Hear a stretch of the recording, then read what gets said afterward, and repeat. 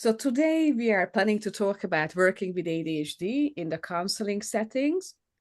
And I don't know how many of you have neurodivergent clients, but I really hope today's session will help you. First, I like to start with ethical considerations.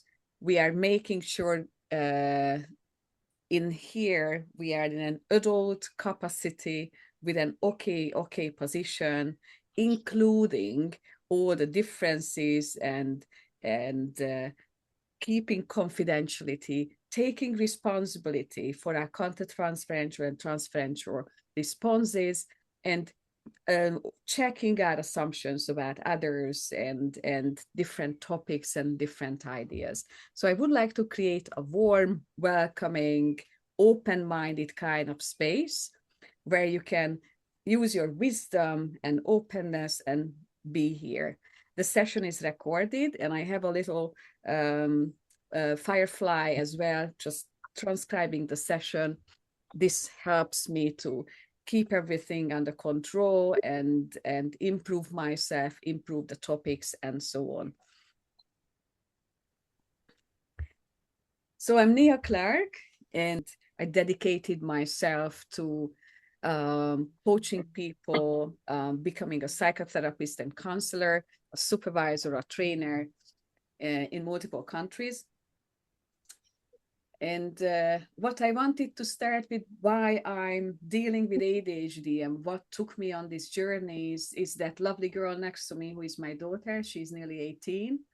Last year, we went to the lavender field here in Yorkshire, and we took a picture. It was really windy, but the lavender was absolutely fantastic. It completely relaxed me.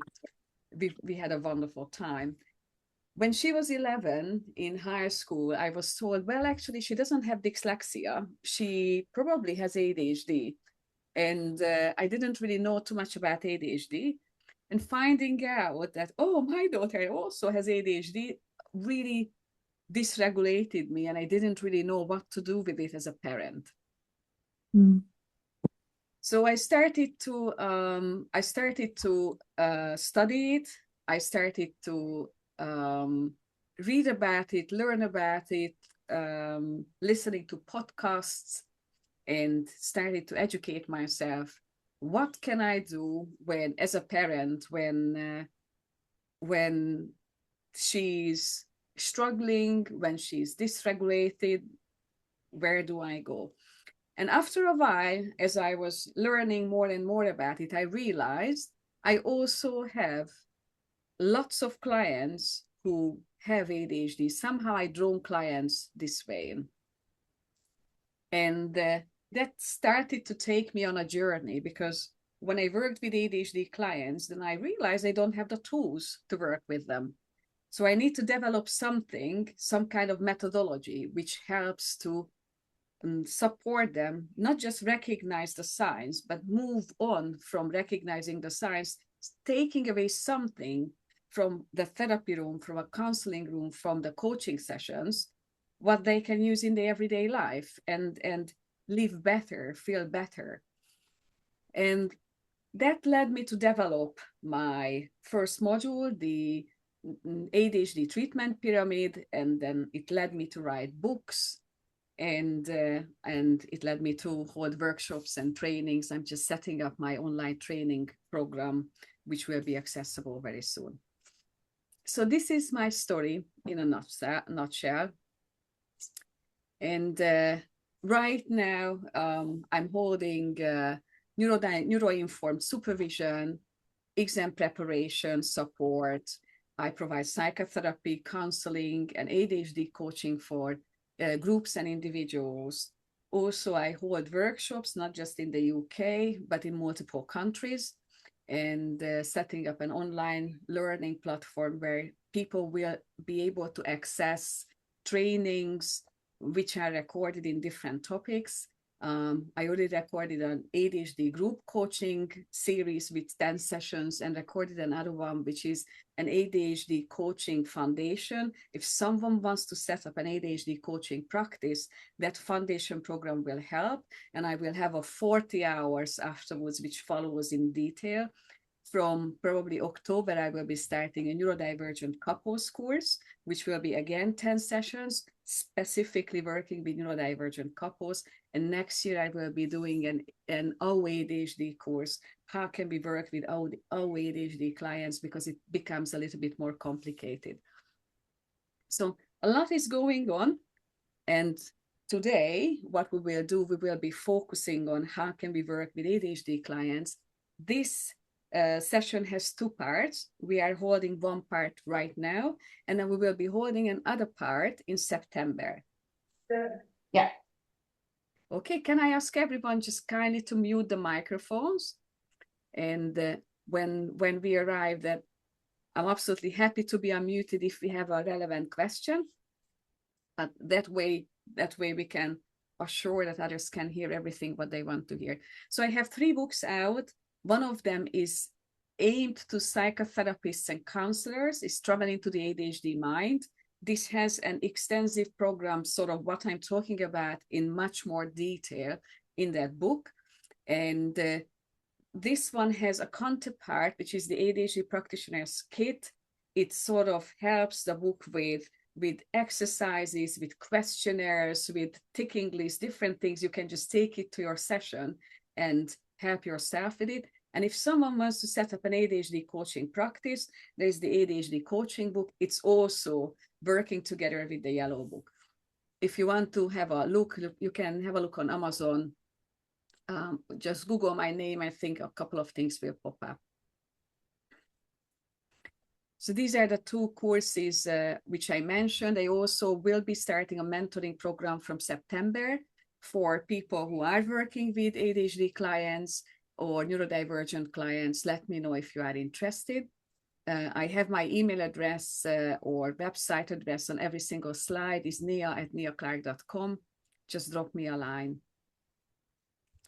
So today, what we will be starting with is, first we explore what is ADHD, what do you know about ADHD, and look into how can we think about it, how can we contract in the therapy room for it with the ADHD client, and we look into what is the difference between a trauma-informed mindset versus the neuro-informed mindset, and how can we weave these 2 together, and what are the client presentations in the therapy room or the counseling room when you meet the client, and look into the 8 senses.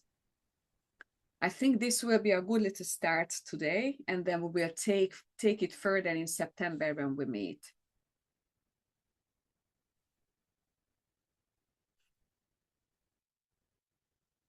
So let's have a quick discussion, if you are happy to pop into some breakout rooms.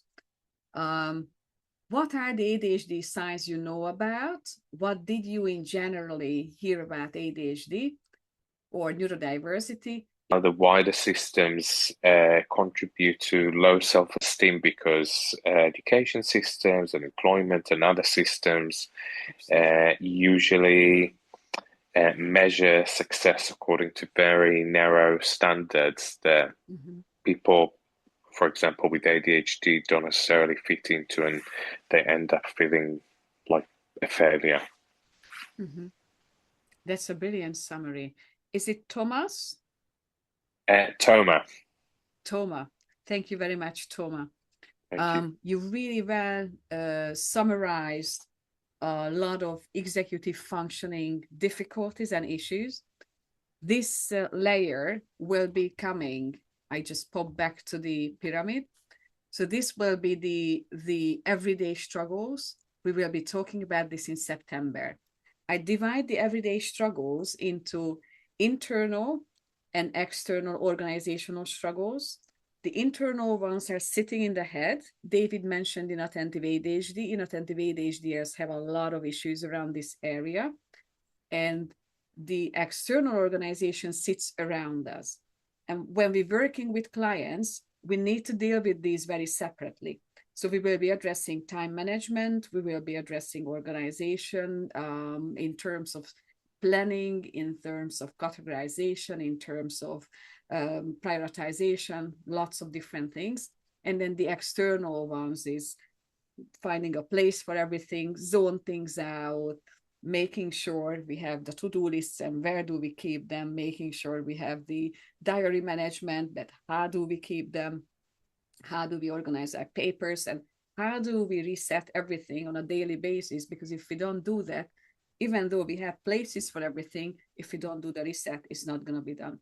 So in a nutshell, this is what we will be talking about when we are addressing this in September.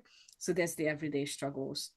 We will be also talking about procrastination and motivation, which is very often probably one of the first things people come to me with. I created a procrastination hexagon with 6 different types of procrastination to explain and understand what is the root cause of the procrastination, which we're matching with different motivational styles. Usually people work with 1 or 2 or 3 different types of motivational styles, whether it is for themselves or for others, and that's what they apply in their practice as well. So we want to expand this to 10 different types of motivational styles, understanding the different types of procrastination, and then answer that so we can find the doors out with strategy for the client. How can they stop the procrastination and move out of it? And then we will be talking about masking and shame as well. Someone mentioned rejection sensitivity. I deal with rejection sensitivity when we're thinking about emotion regulation. It sort of comes to me in that area, but we will mention it today with the general regulation overall, with the sensory, the emotional, the nervous system, and so on. So we'll look into just very briefly today as well. Anyone else?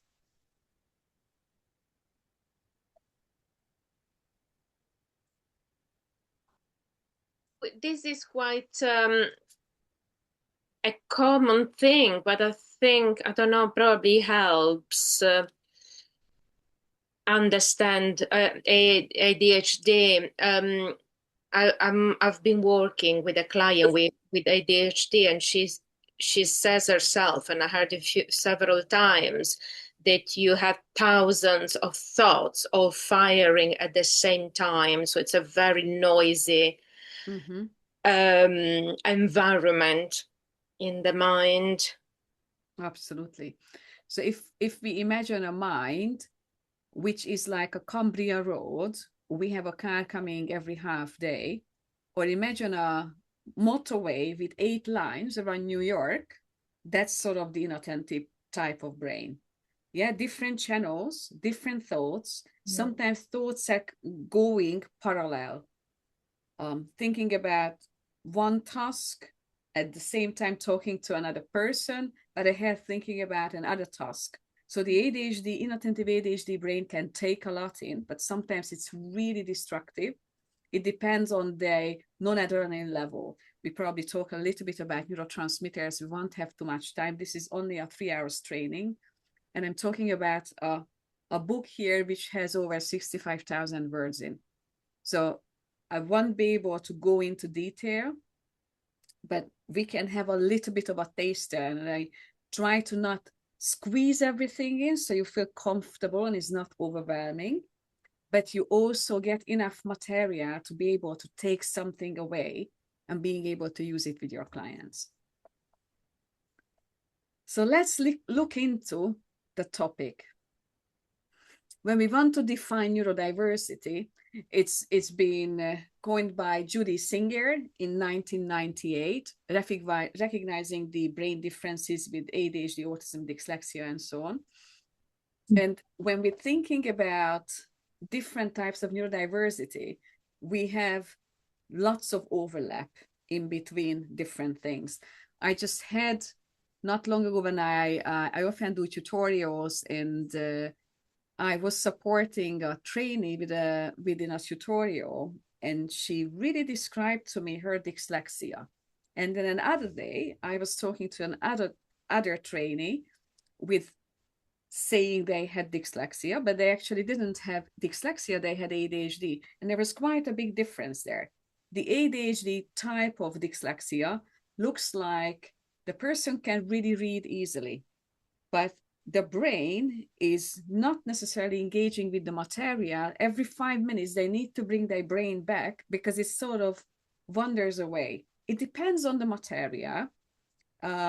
If they are really focused, if they are really interested in, then they can focus and they can read quite a lot. So they can read hundreds and hundreds of pages in a day. When they read, they might jump ahead, or they might photo read, or they might skim the page, depending on how much patience and how much calmness they have in their mind. Yeah, that's the inattentive ADHD kind of experience. When they write, they might miss out letters and words, not because they are dyslexic, it's because the mind is so much faster than how their hands can write. And that's not dyslexia, that's inattentive ADHD. The dyslexic brain is very different. With dyslexia, it's very difficult to actually translate these symbols, what we call letters, into words, to process the combination of them, to understand them, whether it's when we are writing or whether we are reading. So the processing of any kind of written material is very slow. They are not able to read long written material. They're not able to read it. They are not able to write it. They need a lot of different tools and strategies to be able to manage this. So it's quite a big difference when we're dealing with dyslexia and ADHD. Also between ADHD and autism, we have quite a lot of differences. Pacing is one of them. Autistic people usually are slow paced. They take their time to process life. They take their time to process emotional experiences, cognitive experiences. They are very detailed. They are very deep. They are absolutely great thinkers internally. While ADHDers are very fast, they are very creative. They usually think in the full picture rather than in detail. So they are often missing details, but they are creative thinkers and they are able to synthesize and combine things together. So we have lots of other differences as well, but just for today, this is what I thought, let's bring this. In the UK, predominantly, we differentiate three main types of ADHD. One of them is the inattentive, the other one is the hyperactive impulsive, and the third one is the combined type. Most of the ADHDers who I come across, they are combined. Some of them are inattentive. The least frequent one is the hyperactive. Just hyperactive impulsive presentation is absolutely rare. And quite often when I'm finding inattentive clients, after a while, we are realizing there is some autism mixed in the pot as well, which will change the presentation quite a lot. There's a lovely book out there. I think it's called The 7 Types of ADD, written in 2012. That's why Daniel Amen is calling it ADD, because in the DSM-4, they used to call ADHD ADD, and now in DSM-5, we're calling every type of ADHD ADHD. So it's changed since 2012. But in this book, he's talking about 7 different types of ADHD, not just the 3. He created a huge, wide research, over 1,000 people, with brain scanning, brain imaging, investigating the different parts of the brain, whether they are underperforming or overperforming. And based on that research, he determined the 7 different types. If you want to read more about it, it's quite a good read about ADHD. He's also talking about lots of different supplements, some of the medications, some of the treatments. His diagnostic area is quite wide, because he's accounting for history, he's accounting for social background, he's accounting for the neurological, brain-related performance, and he's also accounting for psychological presentations and behavioral presentations. Any questions with this? Okie dokie, let's move on. So let's look at the inattentive signs. I think someone started to talk about this already. When we are seeing someone with inattentive symptoms, they have maybe all or nothing thinking. They might have extreme self-criticism or perfectionism, often lack of attention to detail. They don't recognize if something is wrong, numbers, letters. It's difficult for them. They often make careless mistakes or don't complete the task. They just don't finish them. Easily distracted or forgetful, losing focus very quickly and misplacing items. I remember my daughter in the primary school, we needed to buy probably a water bottle every month because she just lost them so many times. And I didn't understand what that was. The teachers back then were not trained either. So we just had to buy water bottles, and it was really hard to get things organized. It was one of the biggest challenges for us. They often struggle with time management, internal organizational issues. They often struggle with procrastination. They might delay important tasks for different reasons. When we get to procrastination, we will explore these reasons. They are often dreamy and spacey. So when children have inattentive ADHD, for example, in school, they just don't listen. They just appear to be lazy or dreamy or spacey. Often we had, when by the time I asked my daughter, can you just run a bath for me? She got up on top of the stairs and she said, Mom, what did you say? Run a bath. 5 minutes later, did you start the bath? Oh no, you said that.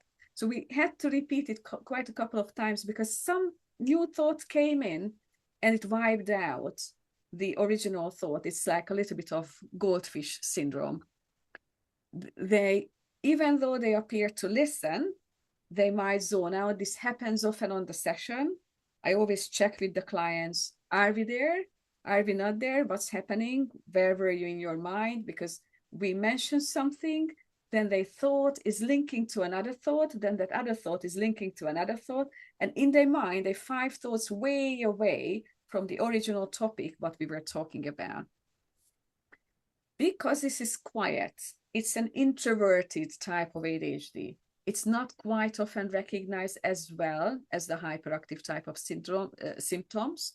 So often people being diagnosed late after their middle age or late in adulthood, and they had to carry everything, their symptoms, the marks, the how society called them, and they didn't understand. Currently, I'm working with a wonderful gentleman who is in his 70s, and we're making sense of his inattentive ADHD. And it's such a beautiful work. He lived a life as a brilliant architect, but we're making sense of all of these misunderstand internal critical mixture negative beliefs about himself. So let's see the hyperactive signs. Fidgeting is a constant small movement with lots of different things. I often have fidget toys in my clinic, and you cannot see on the shelf, but it's just sort of next to me, behind me there. If we are tapping or chewing gum or any of these different things can help. I usually bring fidget toys which are quiet rather than noisy ones. And quite a couple of ADHDers are speaking very loudly. I have a client who sometimes I feel I might need an earplug. It's not because I don't like him, it's to turn it down so I can process him. I can process what he's saying and how he's saying. He definitely has a lot of hyperactive presentation in his system. They might interrupt things or might cut things middle of the sentence because they just had a very impulsive sudden thought and they had to share that with others. They might be restless and it's really hard for them to sit still. I had a client who we started the session with exercises, standing up and sitting down, or doing star jumps, or doing some squats, because it was really hard after working for 8 hours in the office, coming and sitting with me in the session. The quiet time can be really, really a big struggle. It's difficult to engage with calm activities. So the idea of let's just have some yoga or let's just have some meditation, that's completely out of question. They need to release the energy, what's stuck in their body. So when we're thinking about the hyperactive presentation, it's the energy is in the body. When we're thinking about the inattentive presentation, the energy and the overloadedness is in the mind. It's two very different kind of experience.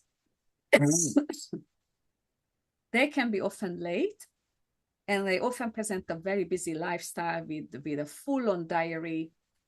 They might have impulsive actions like shopping, addictive behavior, where they drink too much, take chemicals, and they definitely enjoy movement.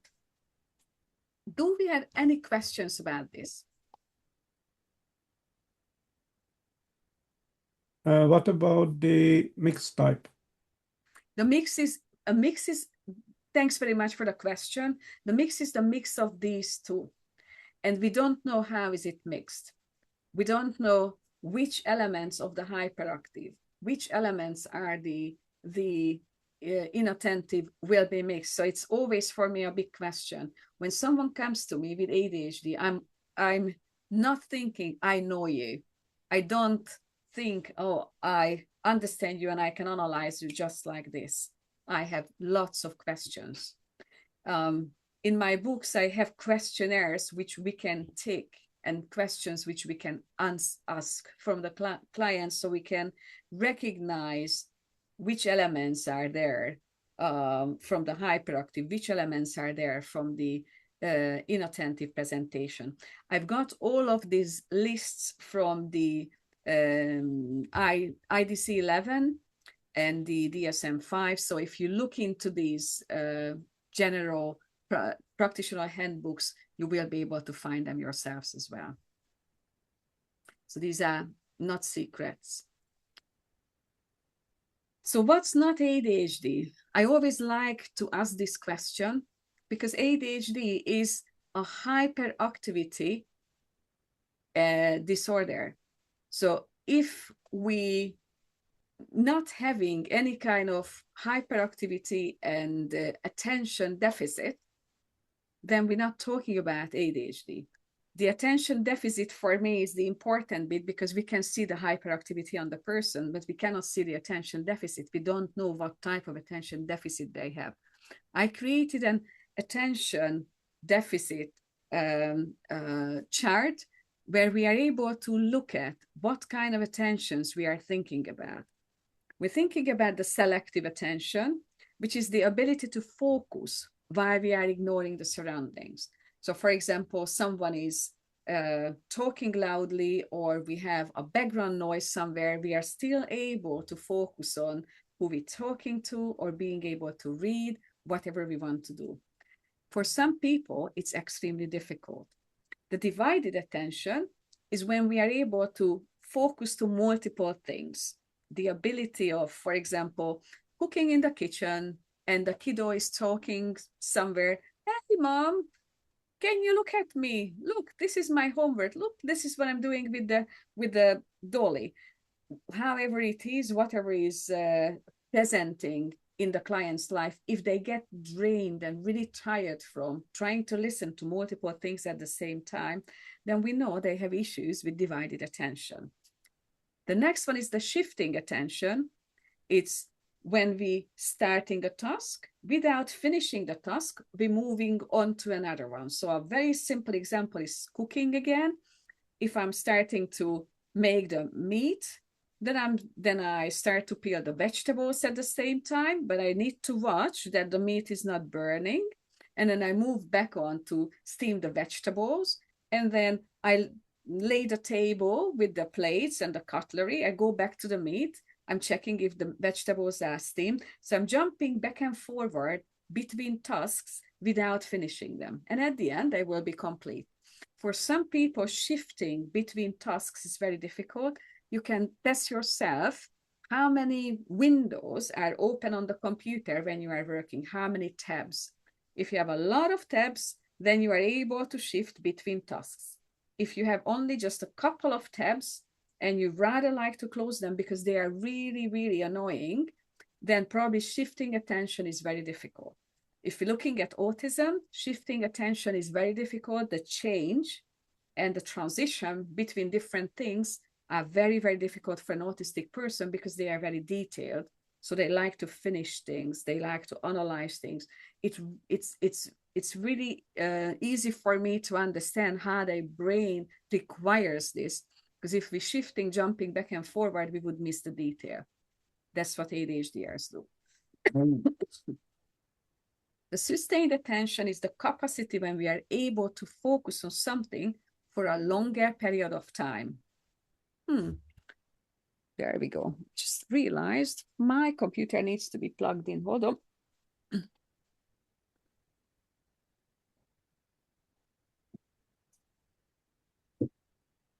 Aha. I have the cable prepared, but it wasn't in the right place. There we go. So the sustained attention is the ability to be able to focus on something for a longer period of time. And with the inattentive thoughts, which are coming into the space, lots of them all the time, it interrupts that focus. For some people, the sustained attention is easy, and for some others, it's really, really complicated. So when we are talking to the clients, I like to ask questions about these things. And I like to recognize where do they have the difficulty, because we can straight away go somewhere. How are we doing with this information? Good. Can I ask a question, please? Absolutely.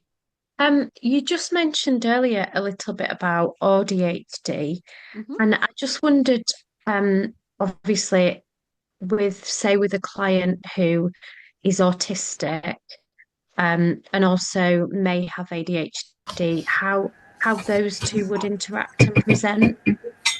That's a really big question. Is it Jolie? How do we call you? Oh, it's Joe. Sorry. Joe. Thanks very much for the question, Joe. I guess I'm just trying to work out, because it will present differently, won't it, with everybody? Absolutely. But kind of Yeah, I call it, it's like a cat in the bag. We don't know what he's gonna do. Is it friendly or is it screechy? We don't know how ADHD and autism will interact. We don't know how much is the autistic presentation. Usually ADHD sits on top of the autism and it covers it. So they need the challenge, they need the novelty, they need the excitement.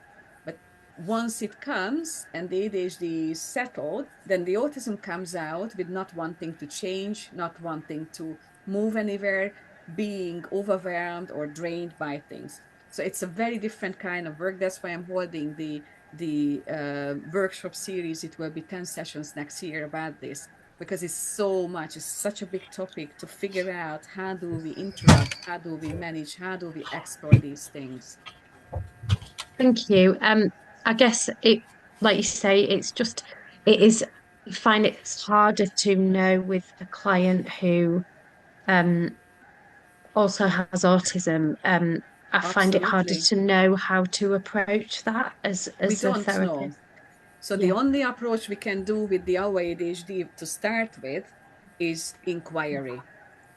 Okay. What do you experience? Where is your mind? What's difficult for you? Where do you get stuck? Where are you? Where do you struggle? Where do you have the impasse? So we're exploring these bits and pieces. Yeah, thank you. Thank you very much, Joe. Sarah? Hi, yeah, thank you. I just wanted to ask you something, and also maybe to highlight this for other people who might not be aware, that my understanding is that there's quite a big body of research since Mirsky's functions from 1991, which questions, which basically says that attention deficit is a misnomer, that it's not about attention deficit, and if somebody has an ability to display sustained attention, if they're in something they're interested in, then it can still be ADHD, and that is in fact a function of ADHD. and that the sustained, the factor, the moderating factor in sustained attention is whether somebody has an interest in that, is getting the dopamine from that interest. So I just wanted to draw people's attention to that, because they might think, if somebody's saying, oh, you know, I sat and worked on, I don't know, my Lego for 3 hours last night, you might think, oh, well, that can't be ADHD then, because you've got sustained attention. But of course it can be if it's an interest for them. Yeah. Sarah, thank you so much for this comment. You're absolutely right with this. With ADHD, definitely we experience over focus or hyper focus if it's within the motivational link, when the person is very interested in that particular topic. And it takes me again, your comment, to the place, is it really attention deficit? Is it really deficit? Or is it just something, how our brain is set up in a particular way which doesn't suit society? Yeah. So I believe our brain, everyone's brain is like my fingerprint. It's unique. The different parts of the brain, if we go back to the research of Dr. Amen, is different size, and how the different parts of the brain is communicating with each other, it, again, is unique. Does it fit our societal setting? Maybe not always.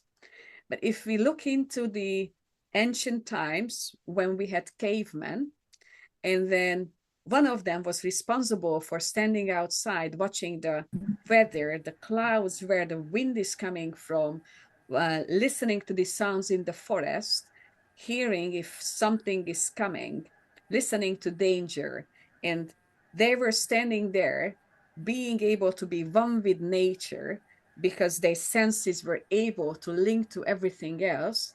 Then once they recognized something is coming, the other ones were standing next to them, who were ready for the command, and it was very hard for them to just stand by, and they were ready to run and catch the mammoth for everyone else.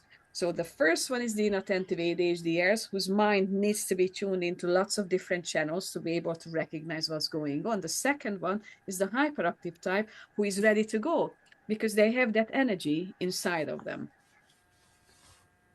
Carry on, Sarah.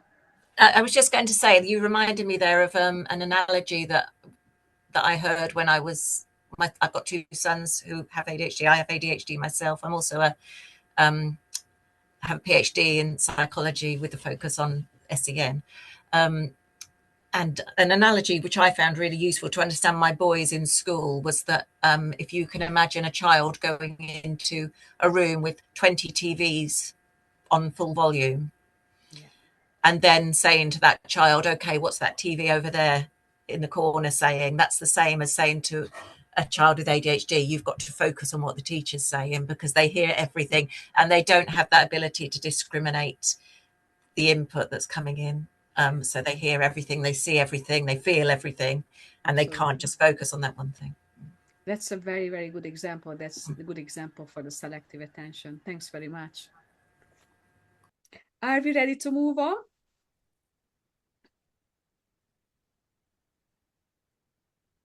So let's quickly look at how things are working. We probably often hear about the frontal cortex. Executive function sits in the frontal cortex.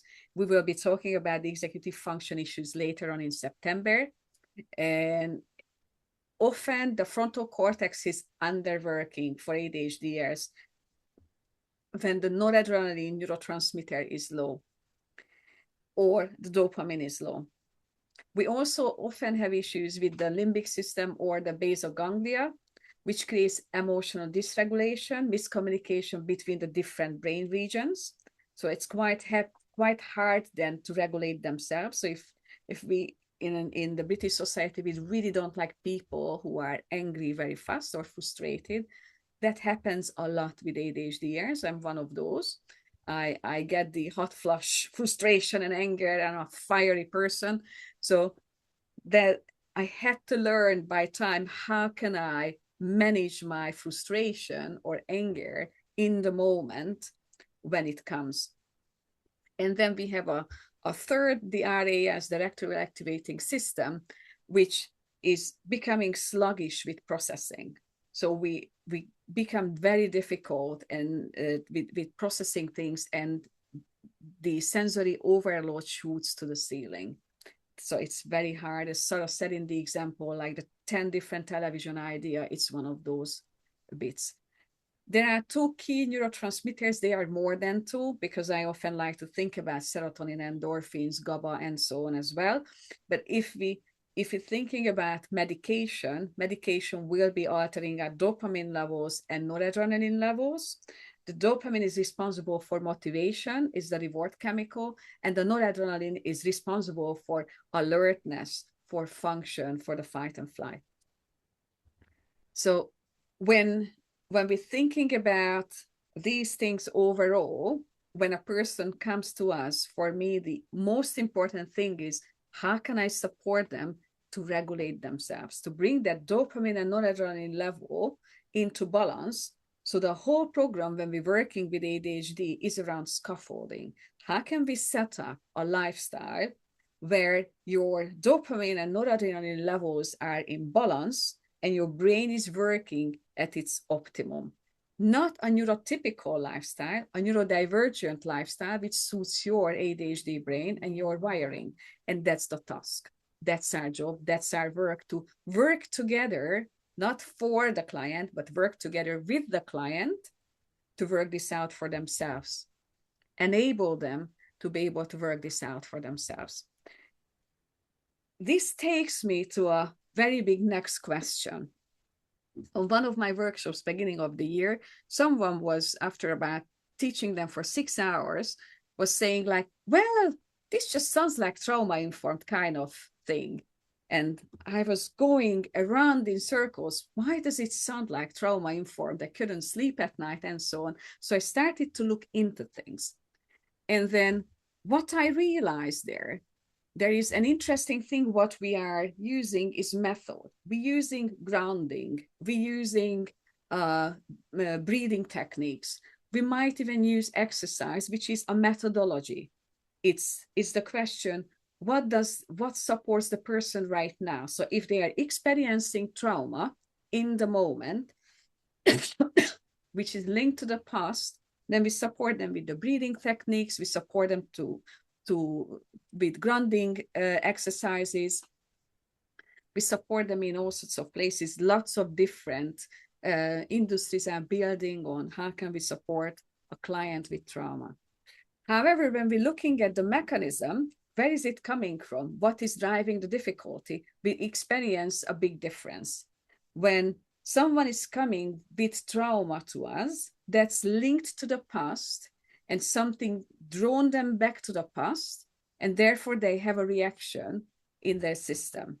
When we are talking about neurodiversity, it's nothing to do with the past. It's in the here and the now, and it's linked to their nervous system, and it's always there. They might not be dysregulated always, but the reason why they dysregulated and having certain symptoms looks a lot like trauma will be very different, and how we deal with them is very different.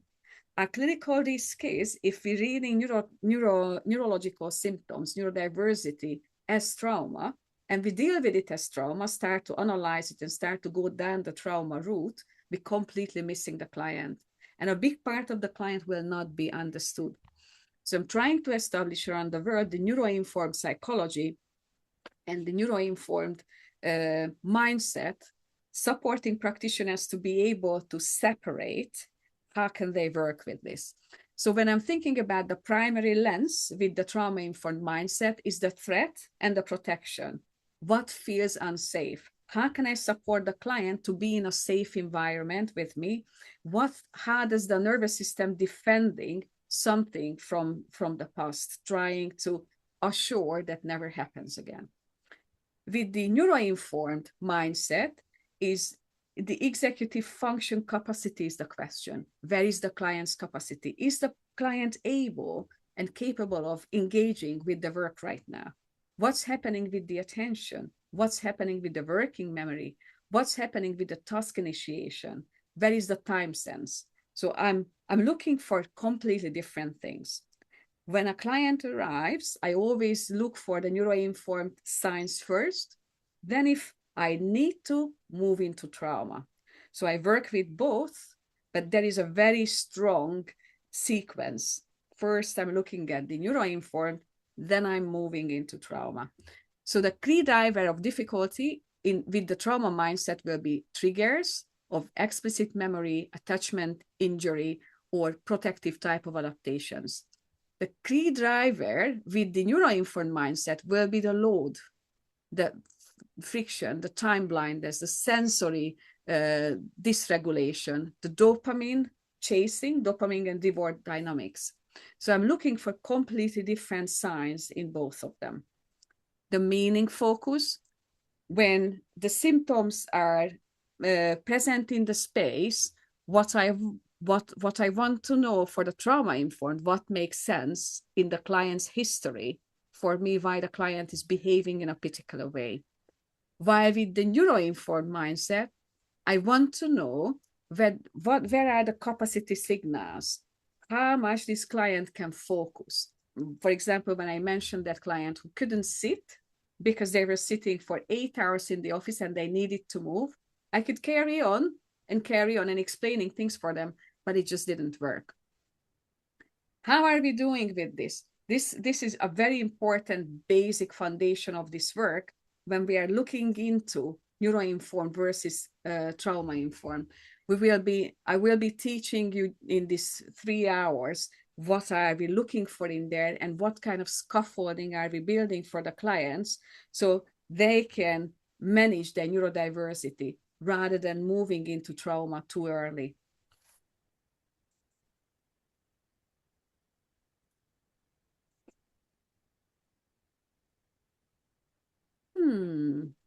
Should we tell the clients about their ADHD signs? How do we work with this? I just want to open this up to a discussion. What do you think about this? If you see some of the signs we just talked about, how does it show up in the room and what would we do? Deal with it? How would we deal with it when it shows up?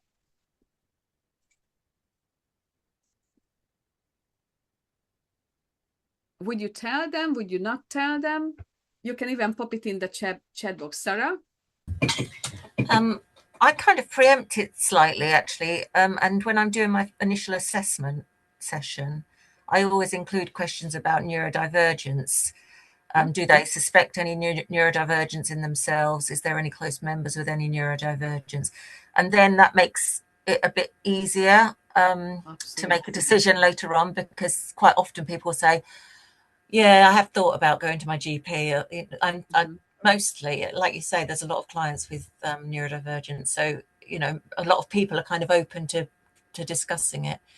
And I feel I didn't do that to begin with when I was first starting my training. And then I was getting into quite an ethically challenging time when I just didn't know whether to say anything or not. So I like now to start the conversation earlier.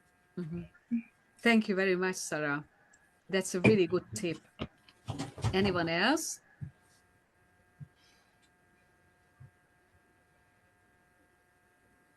I have one particular client who I see some interesting executive function differences and task initiation differences, which is very much sitting in an ADHD profile of initiating task when the deadline is close. I didn't really feel that the client wants to hear about ADHD. So the way I approached it was asking the client of, okay, how do you do things? And then pointing out that, you know, this is a different type of motivational system. And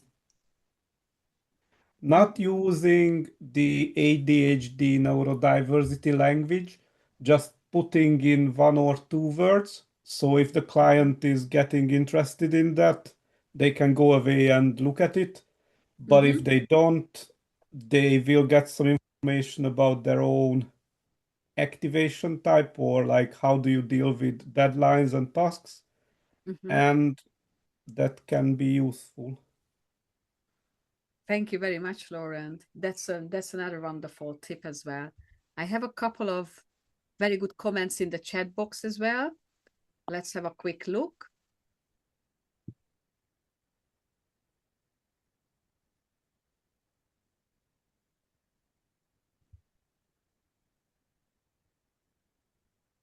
Someone is suggesting to rather reflect on the symptom rather than name it. Depending on the modality, what we are practicing, what way are we practicing. In certain modalities it's not appropriate, and some other modalities would be absolutely fine with it. Someone would be hesitant to bring it up, rather exploring the symptoms.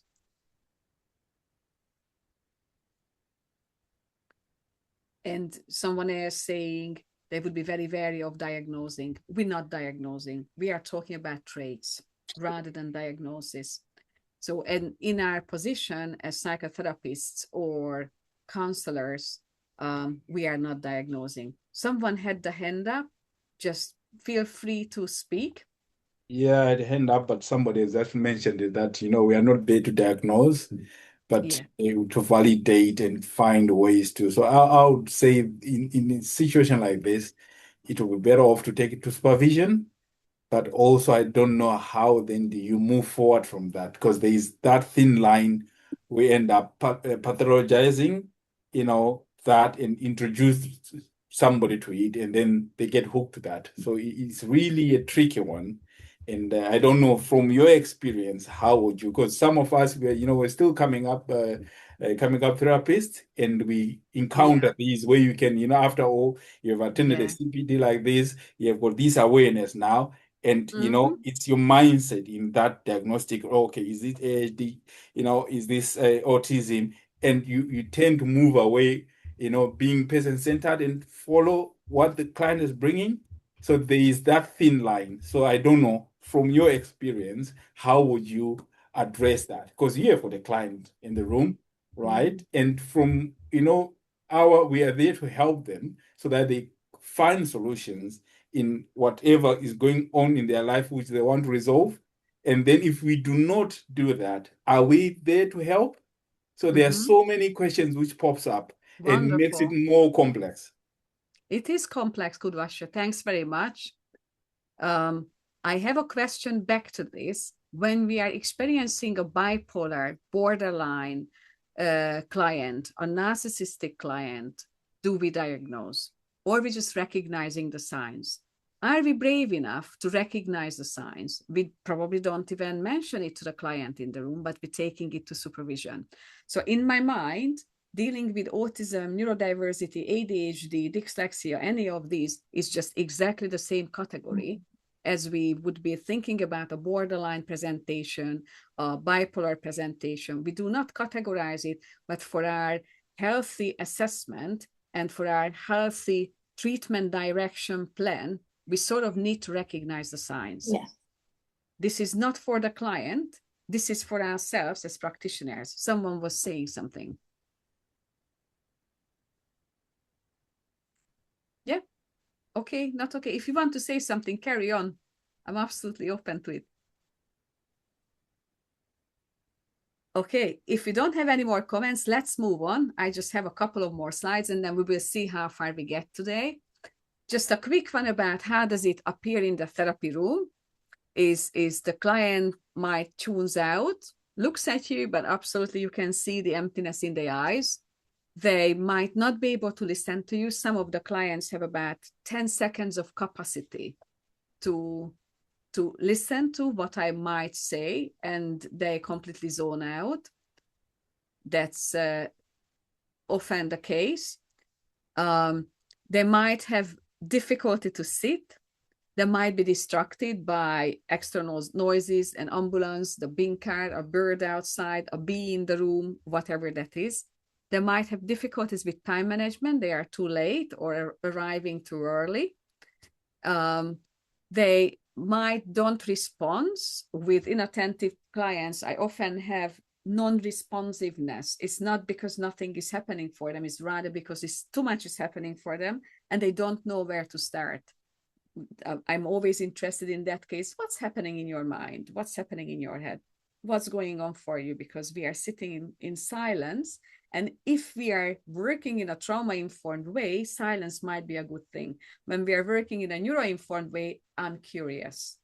And I want to name what's happening. I want to draw out what's happening. Yeah, again, we have a big difference in there. They might come with anxiety, but behind the anxiety, actually, we recognizing overwhelm. The overwhelm looks like too much is happening at the same time. I don't know where to start. I don't know what to do first. When we are talking about the traditional type of anxiety, often we're thinking about taking something from the past, bypassing the now, projecting out that past negative experience to the future, and catastrophizing around it. Yeah, that's anxiety. When we are talking about ADHD, overwhelm, too much is going on at the same time, and I don't know where to start. I don't know what to do with it. I put down eating disorders as well. I'm finding eating disorders are more often happening with our ADHDers than just ADHDers and with autistic clients, but I don't know what is the experience for others. So when I have eating disorders, I often suspect autism with it as well. Bringing back the same issues over and over again, that's again rather an autistic sign. With ADHDers, what I'm experiencing is we're going through an issue and that's dropped, and then we have a new issue and that's dropped, and then we have a new issue. When we have issues circling, that's quite of an autistic sign, because they need to analyze that issue from lots of different angles, and they need to work out the details, and they use our support in therapy to be able to do that.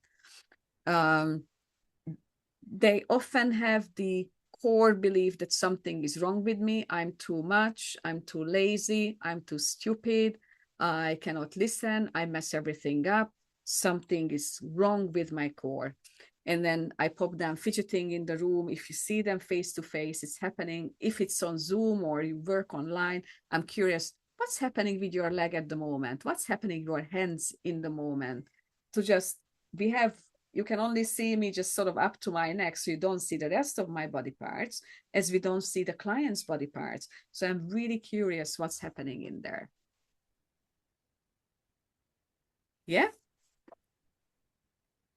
You mentioned the use of silencers, and I had a couple of experiences with clients who brought up suspected ADHD themselves, and I found that they were talking very fast and continuously.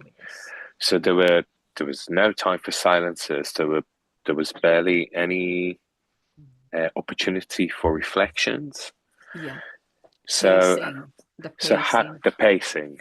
So how would you deal with it in a ADHD informed way? Let them empty themselves out. What I often ask is to let them empty themselves out and then support them to label their topics. So for example, I had a client who switched topics every about 20 seconds. Started to talk about husband or ex-husband, then moved on to daughter, then moved on to father, then moved on to other daughter, then moved back to ex-husband, then moved on to their sister. It was all over the place. So what we agreed, the treatment, we worked together for 2 years, and in that 2 years, what we wanted to achieve, when she talks, we label it. Now I'm talking about my ex-husband, and then we're talking for 5 minutes, and now I'm moving on to my sister, and then we're talking about the sister. So my interventions were very minimal. I listened a lot, but we labeled. And what it helped with, her brain started to settle down. And in her brain, she started to introduce a new way of being and existing, is labeling her thoughts, categorizing her thoughts. So probably if someone has so much going on, that's where I would start. Okay, thank you very much. What you say there really resonates with a client that I had. I'm ADHD also, so when I had this client who was we had maybe 2 sessions, and I had this feeling that I was like, well, we're just touching on things like dipping paintbrush into lots of different topics but never getting any depth. So I just said that to her. I feel like we're kind of touching on so many different things, but like the approach that you say about categorizing, it's kind of what I did. So I said, like, you bring what you want to talk about today, and I'll write them down on the sheet of paper in between us. When I think that you're mentioning the things are point to that category kind of so we kind of had labels, categories, and I think over maybe 4 or 5 more sessions, she wasn't a long-term client, but I think it did clarify what the different pots of paint were, so that if I thought maybe that links with this one, then we could get a bit more depth in the paint pot. Does that make sense? I just thought that was interesting to share with everyone, because I think Jasmine. it's similar to what you said. But yeah, creativity of dyslexia and ADHD does kind of help quite well with being a counsellor, I think, personally. It helps me to kind of, right, what's going on, and then kind of pull it apart in a kind of clarifying way for the client. I don't know, because it helps me to kind of put things in some order. And I think that's what happened with this client. So the way you describe it was very similar to my experience, and I think did work. So fantastic. Thank you so much for sharing this. Let's have a quick look, if I can go just one step further. When I'm looking at diagnosis, if someone comes with a diagnosis and we don't need to guess about they being diagnosed or not, or they have ADHD or not, I designed a chart with 2 different ways. One of them is a type of client who celebrates it. They say, oh, I've been diagnosed. Now my whole life makes sense. I'm so happy. I understand what was going on. And they go out and then research, look in the internet, looking at podcasts, all sorts of different things. And then they get to a place of confusion when they go like, oh, it's so much out there. I'm not even sure what's going on. They start to really doubt, and they're not sure anymore whether they have ADHD. They think maybe the diagnosis was wrong. And then as they carry on the knowledge seeking and looking into deeper, they realize, yeah, they actually have ADHD. And then they move into the grief and the sadness and look into why I'm not normal, neurotypical. Why is my brain this way? Why was everything so difficult for me? So then we go through a whole deep processing period. And then they get into a stage of anxiety. How can I manage this? What does it mean for my life right now? And once we build scaffolding with them, then they can accept the whole experience of, okay, I'm ADHD, I've been diagnosed, I'm building scaffolding, I'm learning to manage myself, build a life how it suits me, and I get to the acceptance. The other type of client might goes into denial. They don't want to hear about it. They've been diagnosed, but they don't want to hear about it. They go into confusion. They go into absolute rebel and don't look into anything. They don't want to work with you as working with ADHD. So we don't name it in the room in that case. They might go into anxiety. What does it mean for me? I have ADHD. I don't know. I'm not normal. They might even move into shame. And after a while, they start to raise the interest. So then they start the knowledge seeking and they raise awareness and learn about it. Then they move into grief and sadness. And we get them through this grief and sadness willing to work. So then we can bring the ADHD in the room, we can work with it, we can name it, and we can start building the scaffolding to consciously, purposefully manage it together. And they get the acceptance. So it's interesting what our clients are bringing and how they respond. Jo. Hi, I just wondered, I know you mentioned about clients that have some sort of neurodivergence and present with difficulties with eating. And I just wonder whether, in your experience, you've found that if clients come to you with difficulties with food, whether ADHD is something aligned that would kind of stand out, and maybe getting a diagnosis might be helpful for them in understanding. Not necessarily the diagnosis, Jo. If you let me to move into the next topic just for 5 minutes before we say goodbye, that might help a little bit. So I will emphasize a bit of the eating related bits and pieces. I find issues mostly with autistic people, some with ADHDers, but different types of issues when it comes to food and comes to eating. So let me just quickly move on. If I see, don't know what did I, we skip these and we will get back to it. So if I pop over to the senses, and I'm looking into the 8 senses. So the visual, auditory, olfactory, gustatory, tactile, the 5 external, which probably most of you knows about, and the 3 internal senses, the vestibular, proprioceptive, and interoceptive senses. So you mentioned the food in here. The food will be an interesting one. One of them is the gustatory system, which is the taste. Some people have much stronger sensing taste buds than others. So they might have some hypersensitivity and some others might have hypersensitivity. The hypersensitive ones taste everything stronger, so they want more bland food, bland tasting food, while the hypersensitive ones want more tasty food. But when it comes to food, it's not just the taste, it's also the smell. How does it smell? Again, depending the nervous system with lots of neurodivergent individuals, they have a very sensitive nervous system.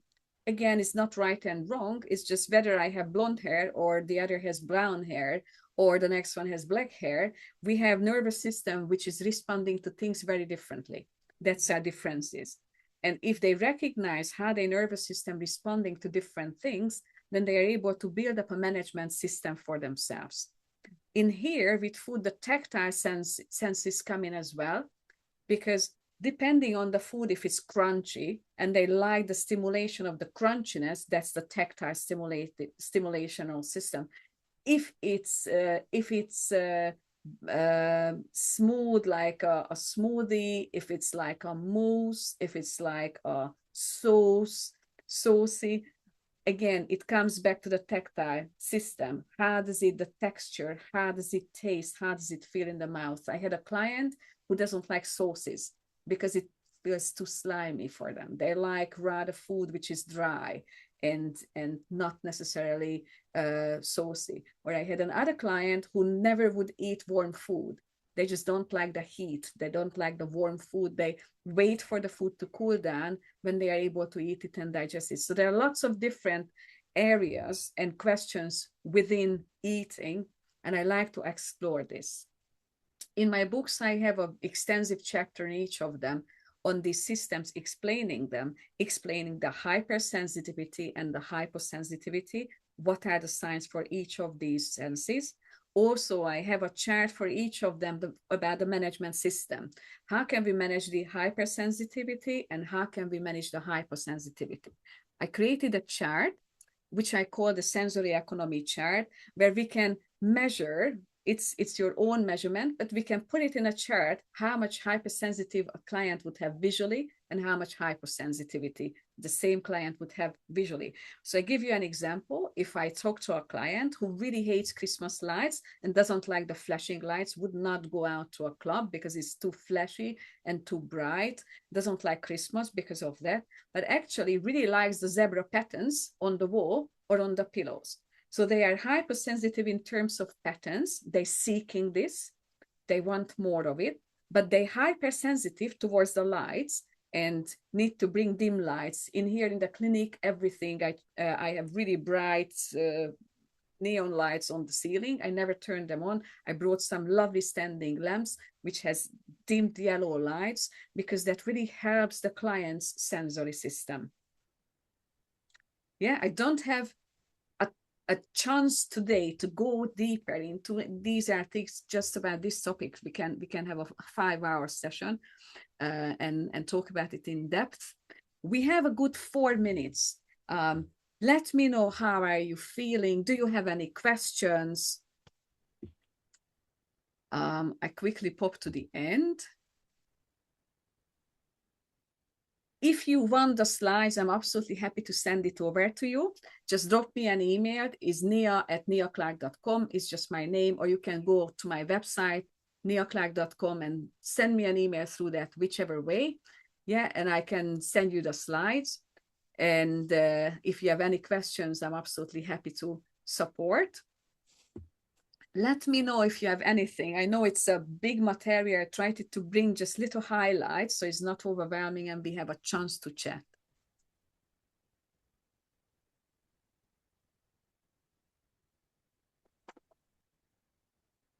Come back in September. We created with Sally a date for September as well. So we have a second part when we are talking about the procrastination, the motivation, emotion regulation. We will talk about masking. We will be talking about the metabolism. How can we build that scaffolding I was mentioning? It will be again an 1.5 hour session. Thank you very much for spending the evening here, and I hope you had an interesting time. And I'm really grateful for all the comments. I believe it was a really great contribution today to Hi, have your examples. Hi, Nia. I Hello. just want to, I don't know whether you mentioned what's your modality? My modality is a mix. So I'm rooting in transactional analysis, also some CBT, also some DBT, and family systems, IFS as well. So I have multiple bits and pieces what I studied and still practicing, and I'm building a new modality, hopefully will be very popular around the world, which will be called the neuroinformed psychology. So I'm networking with the US, with Australia, with South America, South Africa, and Europe. I've just been in France, I've been in Hungary, I've been in Germany this April to talk on different kind of conferences where I support practitioners, whether they are counseling, psychotherapy, organizational, or coaches, to understand how can we differentiate, not leave behind, differentiate between the neuro-informed mindset and the trauma-informed mindset. Where do we use them and how do we weave them together? Thank you for the question. Thank you. Any other questions? I've got one. Okay. If I were to buy a book, which one of 3 would you recommend for a counselor? For a counselor, the purple one. So the purple one will have the theory, if you want the theory. If you want practical bits, what you want to take to your session or prepare for your session, then it's the yellow one. Okay. So it depends what you want to use it for. Some people really don't like the purple one because it's very theoretical. I have examples in it, but it's theoretical. The yellow one is basically a workbook with questions for your clients, with ticking lists, with bits and pieces you can just copy out and just use it. And there's the blue one, isn't it?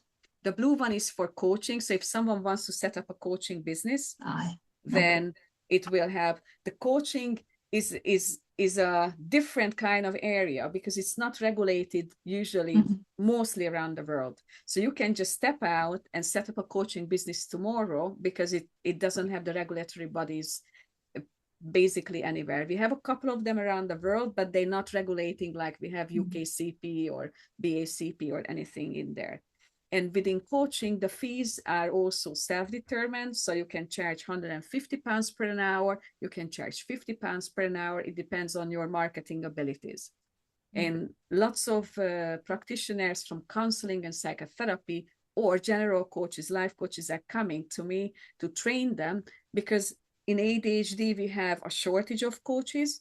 Not too many people are out there who can support clients. And it's a very nice business to be in these days. Thank you. Thank you for your question, Jovita. All right. Again, thanks very much for coming. Hopefully see you in September. I have much more to talk about. Have a lovely summer. Thank you. Thank you. Thanks very much. Thank you. Thank Bye. you. Thanks so much. Bye-bye. Thank you. Thank you, Nia. Bye.